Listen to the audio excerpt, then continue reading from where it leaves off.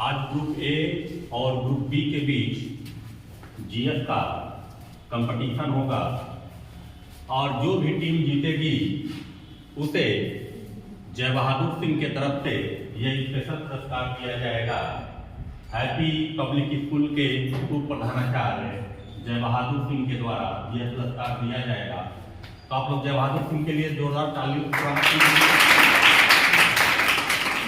और देखिए, group A के कप्तान है साहिल और ग्रुप बी की कप्तान है रोशनी। और पहला क्वेश्चन रहेगा ग्रुप ए से। अब ग्रुप ए से पहला क्वेश्चन है, आपको बताना है जापान की संसद को क्या कहा जाता है। ऑप्शन सुन लीजिएगा, नेसेट, डायट, शोरा, मजलिस। सोच लीजिए। नहीं सर, डायट। बहुत सही, आंसर एकदम सही है। अब क्वेश्चन रहेगा ग्रुप बी से और क्वेश्चन है कि विश्व आर्द्र भूमि दिवस कब मनाया जाता है। क्वेश्चन सुन लीजिए, विश्व आर्द्र भूमि दिवस कब मनाया जाता है। ऑप्शन है 1 जनवरी, 2 फरवरी, 4 फरवरी, 21 फरवरी। चलिए बताइए। सही आंसर है, विश्व आर्द्र भूमि दिवस कब मनाया जाता है। 2 फरवरी को मनाया जाता है। अब अगला क्वेश्चन बताइएगा कि नेसेट किस देश के संसद का नाम है।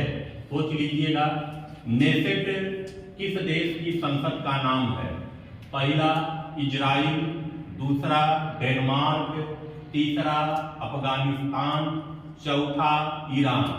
सोच विचार कर लीजिए, नेसेट किस देश की संसद का नाम है। Israel, Denmark, Afghanistan, Iran. सोच लीजिए। हाँ सही, बहुत सही, आंसर एकदम सही है। नेसेट इजराइल के संसद का नाम है। अब ग्रुप बी, आपको बताना है मजलिस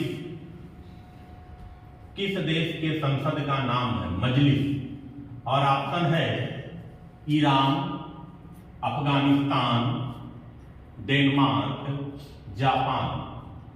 मजलिस किस देश की संसद का नाम बताइए। नहीं,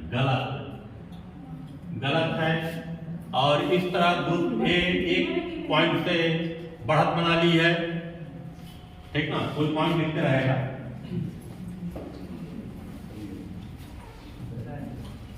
ग्रुप ए 1 पॉइंट से बढ़त बनाए हुए है। और आपको बता दें, मजलिस जो है ईरान के संसद का नाम है। ईरान के संसद का नाम है। अब अगला क्वेश्चन ग्रुप ए से रहेगा और आपको बताना है राष्ट्रीय बालिका शिशु दिवस कब मनाया जाता है। राष्ट्रीय बालिका शिशु दिवस कब मनाया जाता है। ऑप्शन है 24 जनवरी, 15 जनवरी, 4 फरवरी, 21 फरवरी। राष्ट्रीय बालिका शिशु दिवस कब मनाया जाता है। सोच लीजिए। हाँ बताइए। 21 फरवरी। नहीं, गलत जवाब है। और दोनों टीम इस समय बराबरी हो गई है, ठीक ना। राष्ट्रीय बालिका शिशु दिवस जो मनाया जाता है 24 फरवरी को मनाया जाता है। 24 जनवरी बोले थे ऑप्शन में, अच्छा फरवरी बोले थे। चलिए दूसरा क्वेश्चन पूछ लेते हैं, एक मिस्टेक हो गया।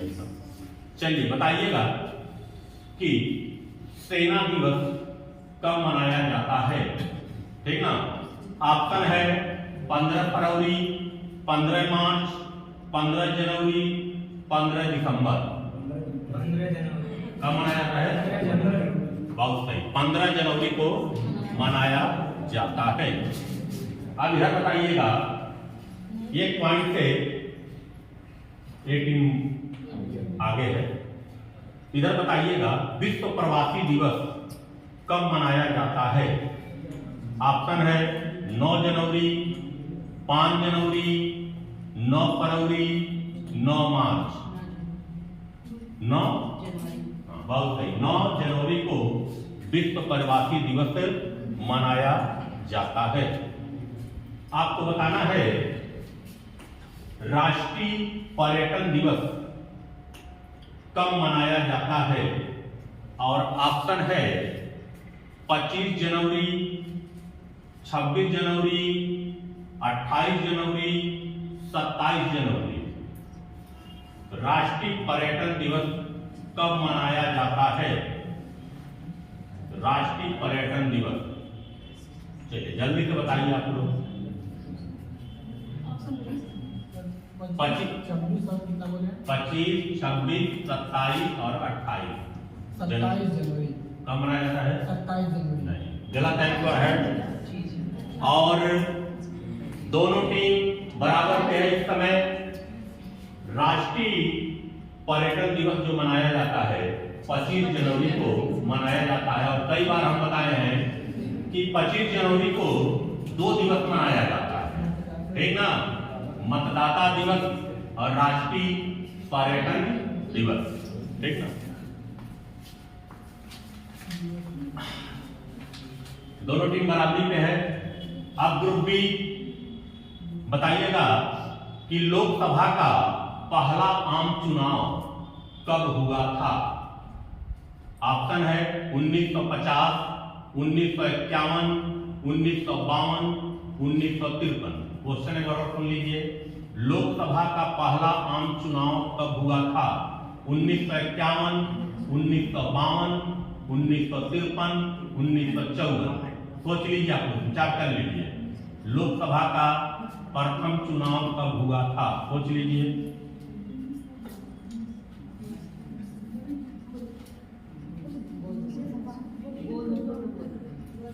चलो बोलो। 1952। बहुत सही, एकदम सही जवाब है। 1952 में लोकसभा का पहला आम चुनाव हुआ था, ठीक ना। अब इधर बताइएगा किस लोकसभा का कार्यकाल लगभग 6 वर्ष का था। ऑप्शन दे, बिना ऑप्शन का बताएंगे। चौथी, 5वीं, 6वीं, 7वीं। सोच लीजिए, इस लोकसभा का कार्यकाल लगभग 6 वर्ष का था। 5वीं, चौथी, 6वीं, 7वीं। कौन बोले सर? चौथी, 5वीं, 6वीं, 7वीं। कौन कौन? आप क्या बताते, आप बताइए। बता दिए। नहीं, सही बताइए। सही बताइए। अब बताइए, बता दिए तो तब भी गलत बता नहीं, अब गलत है आंसर है, ठीक ना। कोई बता सकता है कि सही आंसर क्या होगा। क्वेश्चन कई बार लिखाए हुए हैं, ठीक ना, आपके पास भेजा भी गया है। नहीं, 5वीं लोकसभा का कार्यकाल 6 वर्ष रहा था, ठीक ना। 5वीं लोकसभा का कार्यकाल 6 वर्ष रहा था, ठीक ना। अब एक पॉइंट से ग्रुप बी बढ़त बनाए हुए है। अब अगला क्वेश्चन बताइएगा कि इधर पूछना है ना, कौन सा अनुच्छेद संसद को राज्य सूची के विषय के संबंध में विधि बनाने की शक्ति प्रदान करता है। 249, 250, 252, 254। क्वेश्चन सुन लीजिएगा। कौन सा अनुच्छेद संसद को राज्य सूची के विषय के संबंध में विधि बनाने की शक्ति प्रदान करता है। ऑप्शन है 249, 250, 251, 252। सोच लीजिए जल्दी से, बहुत फेमस क्वेश्चन है। 249। कितना? 249। बहुत सही। एकदम सही जवाब है 249। ठीक ना। अब बताइएगा प्रथम अभिनेत्री कौन थी जो राज्यसभा के लिए नामांकित की गई थी? ऑप्शन दे रहे हैं श्रीदेवी, नरगिस दत्त, मधुबाला, माधुरी दीक्षित। नरगिस दत्त। क्या होगा? नरगिस दत्त। बहुत सही, एकदम सही जवाब है नरगिस दत्त। ठीक ना।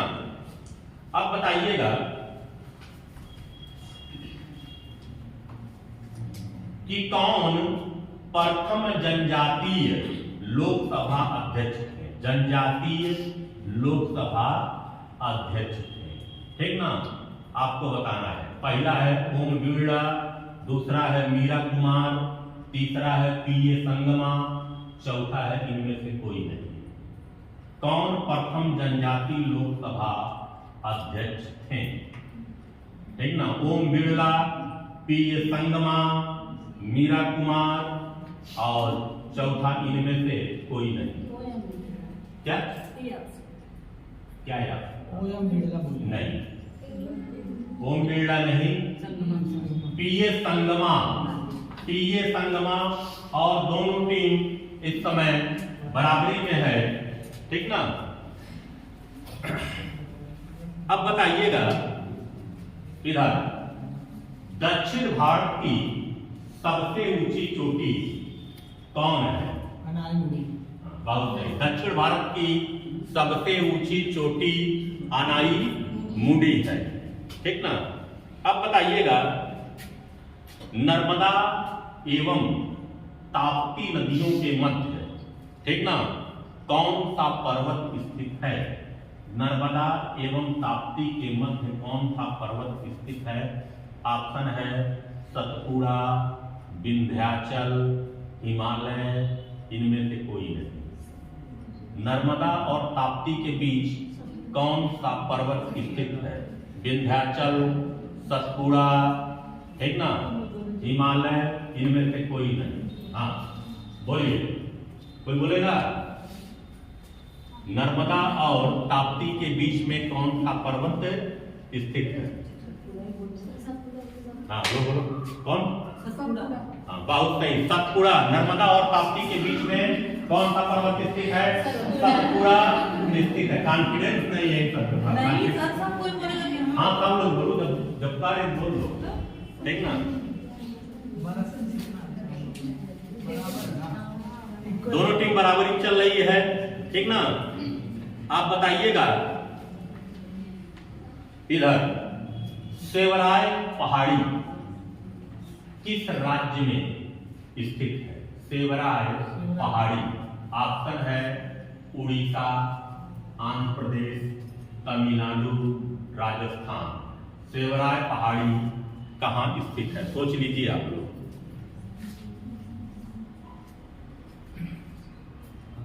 आंध्र प्रदेश। कहां? आंध्र प्रदेश। कोई सही आंसर बता सकता है? सेवराय पहाड़ी तमिलनाडु। तो बोलना चाहिए अपने में। सेवराय पहाड़ी तमिलनाडु में स्थित है। ठीक ना। और ग्रुप बी पुनः 1 पॉइंट से आगे बढ़त बना ली है, 1 पॉइंट से। अब बताइएगा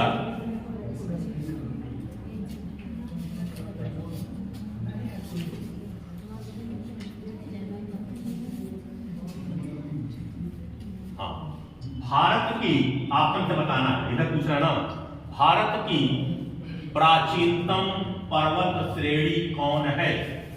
ठीक ना। पहला है शिवालिक, अरावली, हिमालय, विंध्य। क्या? बहुत सही, अरावली। इस चारों ऑप्शन में सबसे प्राचीन कौन है? अरावली है। ठीक ना। अब बताइएगा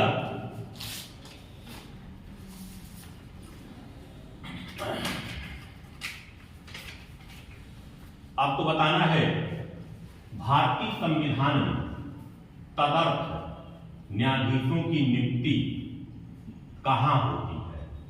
भारतीय संविधान में तदर्थ न्यायाधीशों की नियुक्ति, तदर्थ का मतलब होता है बैठा, न्यायाधीशों की नियुक्ति कहां होती है? पहला ऑप्शन है सर्वोच्च न्यायालय, दूसरा है उच्च न्यायालय, तीसरा है दोनों, मतलब सर्वोच्च न्यायालय उच्च न्यायालय दोनों, चौथा है इनमें से कोई नहीं। भारतीय संविधान में तदर्थ न्यायाधीशों की नियुक्ति कहाँ होती है, चलिए बताइए। सर्वोच्च न्यायालय। बहुत सही, तदर्थ न्यायाधीश की नियुक्ति मात्र सर्वोच्च न्यायालय में ही होती है, ठीक ना। अब बताइएगा, उच्चतम न्यायालय में न्यायाधीशों की संख्या में वृद्धि करने की शक्ति किसमें निहित है? उच्चतम न्यायालय में यदि न्यायाधीशों की संख्या बढ़ाना हो तो कौन बढ़ाएगा? ऑप्शन है प्रधानमंत्री, संसद, राष्ट्रपति, उपराष्ट्रपति। उच्चतम न्यायालय में न्यायाधीशों की संख्या में वृद्धि करने का अधिकार किसको है? ऑप्शन हम बोले नहीं,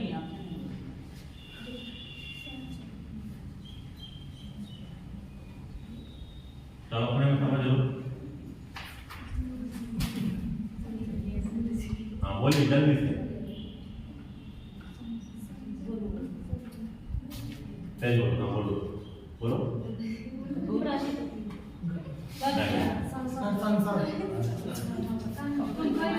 सही बोलने के लेकिन कॉन्फिडेंस नहीं कॉन्फिडेंस का तरीके से बोलने के लिए इस तरह दोनों टीम बराबरी पे आ गई है ना, पुनः दोनों टीम बराबरी पे है, ठीक ना। अपने में समझ के बोलिए आप लोग।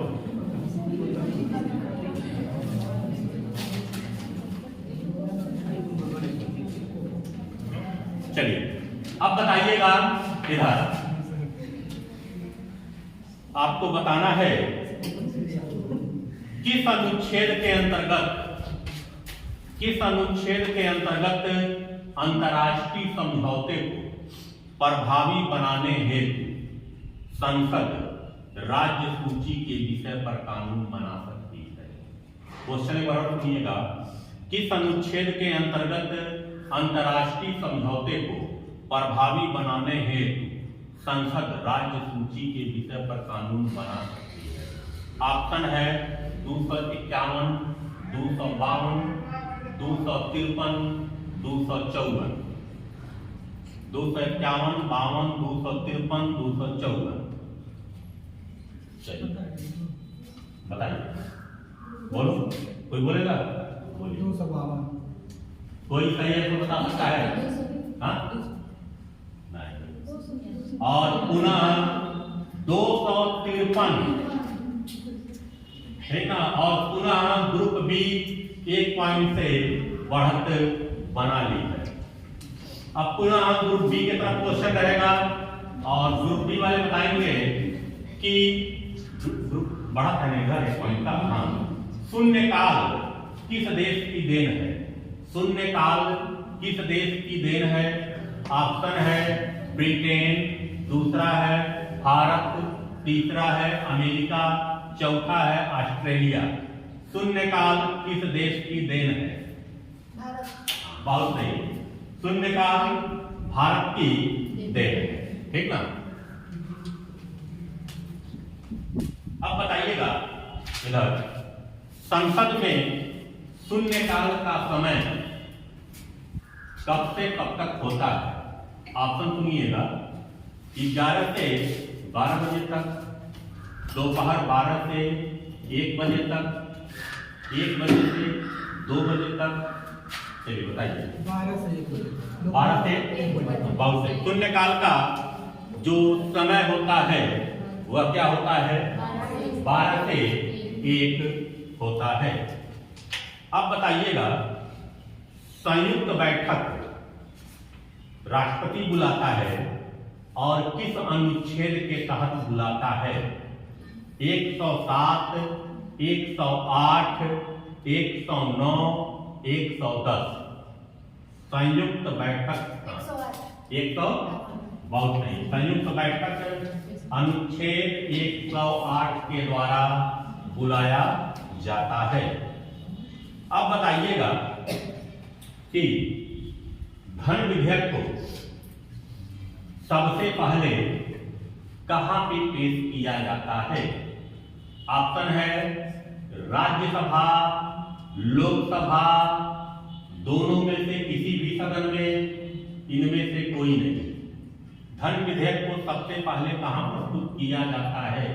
राज्यसभा, लोकसभा दोनों में से किसी भी सदन में, और चौथा है इनमें से कोई नहीं। बताइए, सोच लीजिए, बताएंगे? दोनों सदनों में, किसी भी सदन में। और इधर कोई आंसर?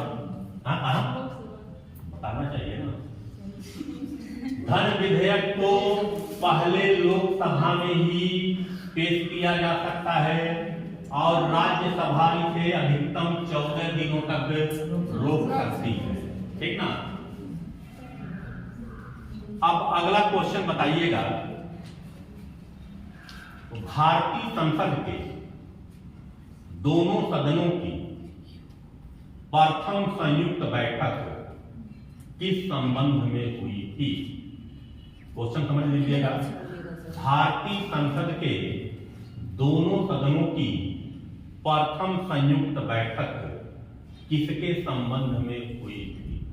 तो पहला है बाल श्रम के संबंध में, दूसरा है दहेज उन्मूलन के संबंध में, तीसरा है महिला उत्पीड़न के संबंध में, चौथा है इनमें से कोई नहीं।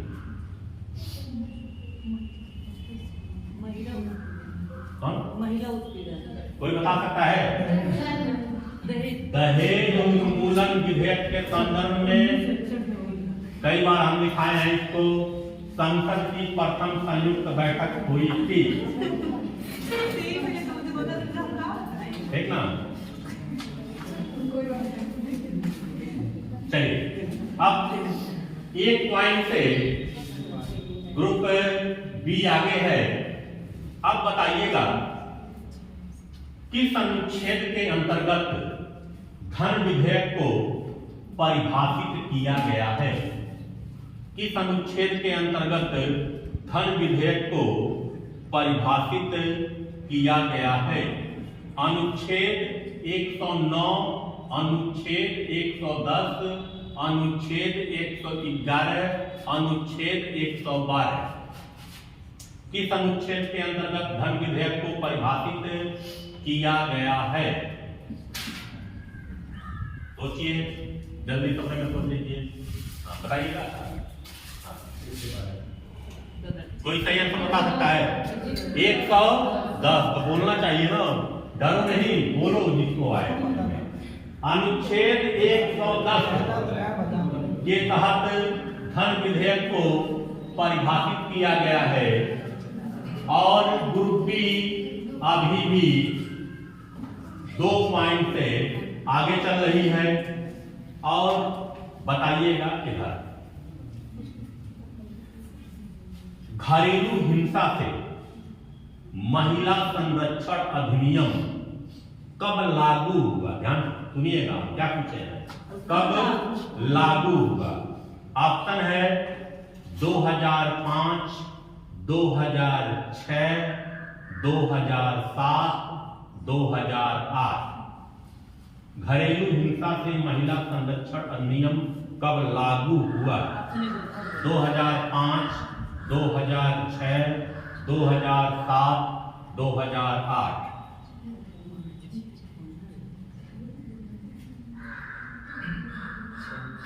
चलिए बताइए,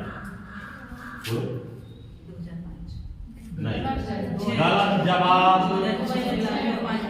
आपको घरेलू हिंसा से महिला संरक्षण अधिनियम पारित हुआ था 2005 में, इसीलिए हम कहे हैं लागू 2006 में हुआ था, ठीक ना। अब देखिएगा, अभी भी ग्रुप बी 1 पॉइंट से बढ़त बनाए हुए है, ठीक ना।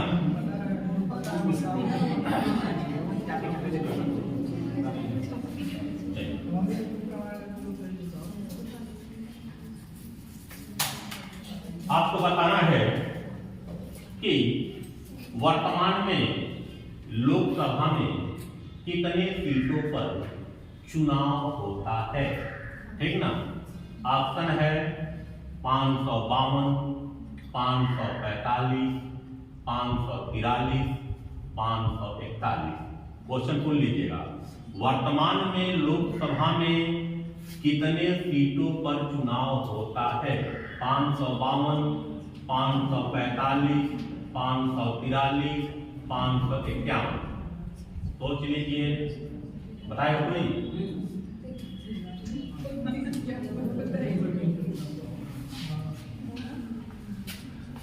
545। इंडिया हट नहीं गया है, 2 इंडिया हट नहीं गया है। हम पूछे हैं कितने सीटों, पहले भी 563 पे चुनाव होता था, तब 2 हट नहीं गया है। हाँ तो चुनाव अभी भी 543 पे ही होता है। 545 था जिसमें 2 क्या थे, एंग्लो इंडियन, तो पहले भी चुनाव 543 पे भी होता था। अब हट गए, तब भी कितने पे होगा? 543। भाई बात देखिए, अगर पहले क्वेश्चन पूछते हैं कि लोकसभा में सीटें कितनी थी वर्तमान, तब कहते 545। पहले भी 545 का चुनाव नहीं होता था, 543 का ही होता था। ठीक ना, इस चीज को याद रखिएगा। गलत बताए हैं ना?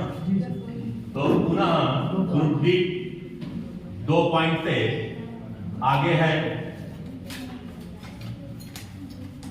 आपको बताना है लोकसभा में सीटों का आवंटन 1971 की जनगणना पर आधारित है। ठीक ना, यह निर्धारण किस वर्ष तक यथावत रहेगा?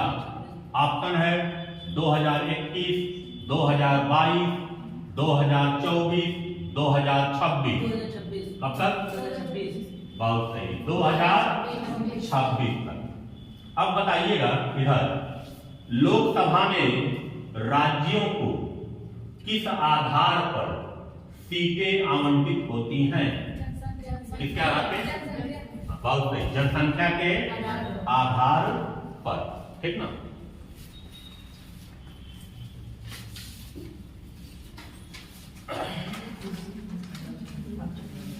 अब बताइएगा, उच्च न्यायालय के सेवानिवृत्त जज का पेंशन किस निधि से दिया जाता है? ध्यान से सुनिएगा, उच्च न्यायालय के सेवानिवृत्ति जज का पेंशन किस निधि से दिया जाता है?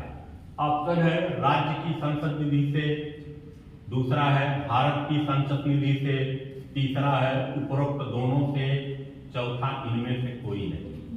उच्च न्यायालय के सेवानिवृत्त जज की पेंशन भारत की किस, क्या बोले हैं,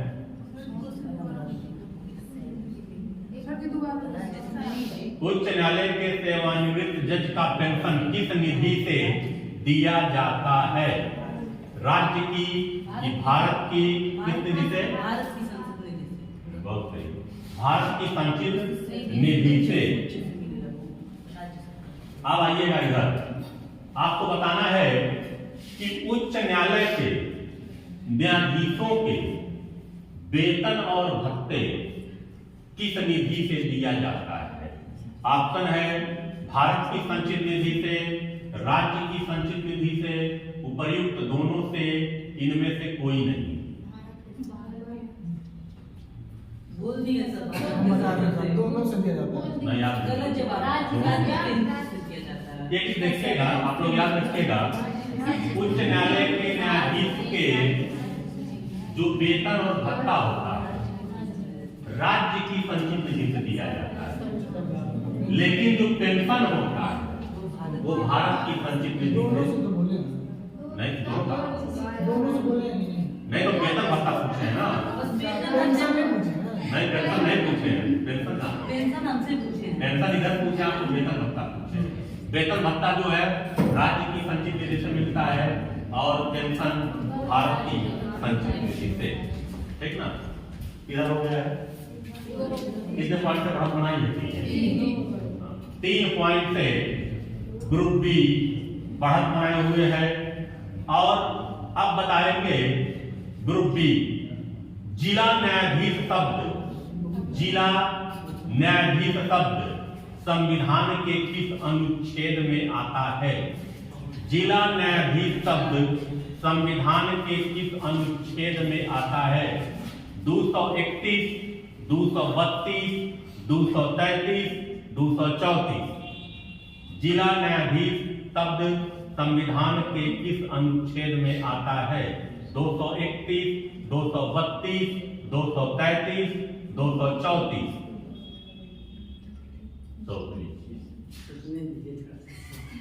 अपने में जल्दी से। और क्वेश्चन नंबर है 231, 32 क्या? एक पॉइंट आगे बढ़ गई है।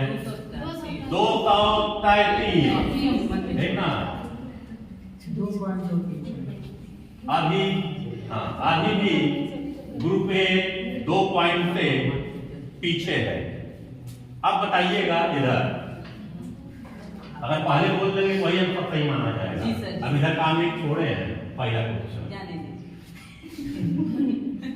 उच्च न्यायालय के न्यायाधीशों की नियुक्ति कौन करता है?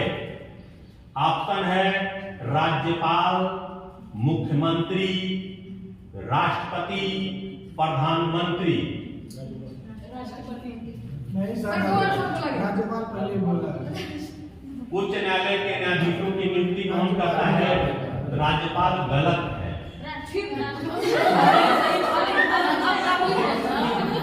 राष्ट्रपति नियुक्त करता है।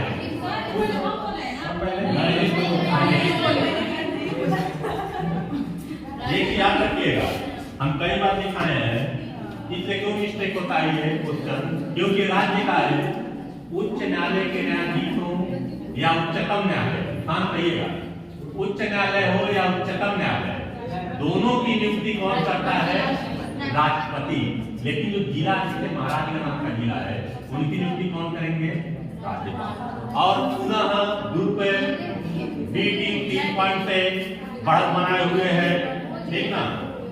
अब बताइएगा उच्च न्यायालय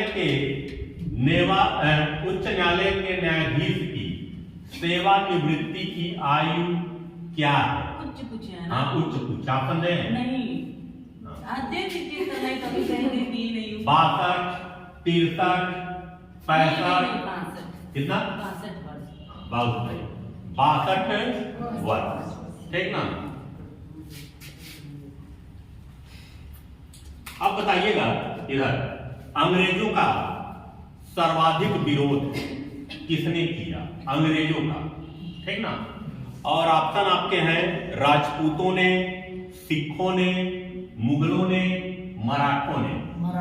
किसने? मराठों। बहुत सही, अंग्रेजों का सर्वाधिक विरोध किसने किया था? मराठों ने किया था। अब बताइएगा किसके शासनकाल में, मतलब कौन वायसराय था कि जब रॉलेट एक्ट पारित हुआ था? ऑप्शन दे रहे हैं, किस वायसराय के समय रॉलेट एक्ट पारित हुआ था? ऑप्शन है Hardinge second, Reading, Chelmsford, Minto second. Rowlatt Act किस वायसराय के समय पारित हुआ था? सोच लीजिए।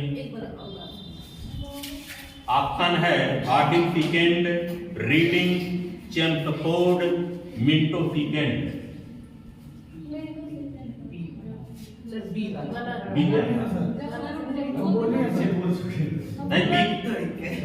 बी क्या था? रीडिंग नहीं था। चेम्सफोर्ड नहीं, एक और बोले। नहीं, चेम्सफोर्ड है, ठीक ना?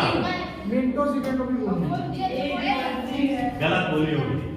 और पुनः अभी भी नहीं 2 पॉइंट, अभी भी ग्रुप बी 2 पॉइंट से बढ़त बनाए हुए हैं।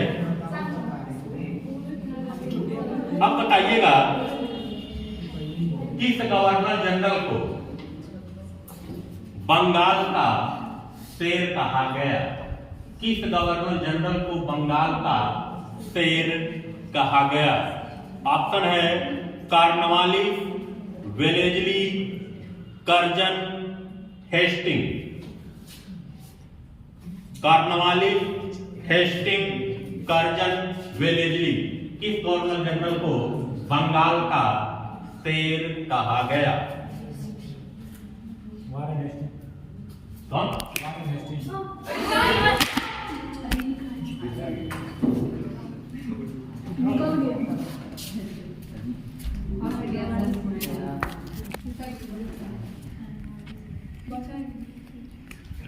चलिए कुछ होगा नहीं। चालू रहेगा उसी ग्रुप- उसको यहाँ पे रोको।